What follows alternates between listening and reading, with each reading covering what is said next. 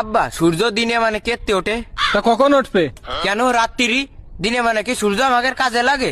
কেন কাজে লাগে না কেন? দিনে মানে তো এমনি আলো থাকে, রাত্রি তো আলো থাকে না, তাহলে রাত্রি উঠলে ভালো হয় না?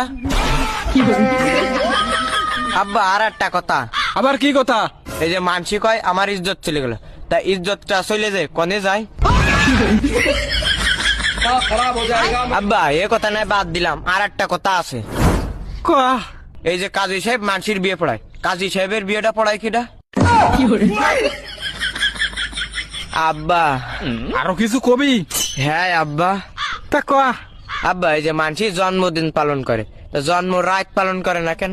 যারা রাত্রি রইলো তারা তো জন্ম রাত পালন করতে পারতো। ও আব্বা। তুই কি থামবি মনি? না আব্বা। তাহলে কয়া। আব্বা এই যে লাইট আছে না, লাইট তো বিভিন্ন কালার হয়, লাল হয়, হলুদ হয়, নীল হয়, সবুজ হয়, কিন্তু কালা কালারের বাল্ব হয় না কেন? মনে তুই আমার সামনে তো সর নাই, কিন্তু তোর এই ঠান্ডা পানির মধ্যে ফেলাই দিবানে। আব্বা পানিতে ফেলানোর আগে আর একটা প্রশ্নের উত্তর দাও। আমার কি প্রশ্ন? আব্বা জিলেপি যদি একা বেকা না যদি সোজা হইতো, তাহলে জিলেপির নাম কি হইতো? আর আব্বা এই যে শিয়াল মুরগি ধরে, এই মুরগি এই যে আমরা রাইন্দে খাই, তা শিয়াল কাঁচা খাই কেন? আর আব্বা এই থাম। না থামবো না। তাহলে কয়া। বিষি যদি মিয়াত না থাকে, ওই বিষ খেলে কি মানুষ মরিয়ে যায়?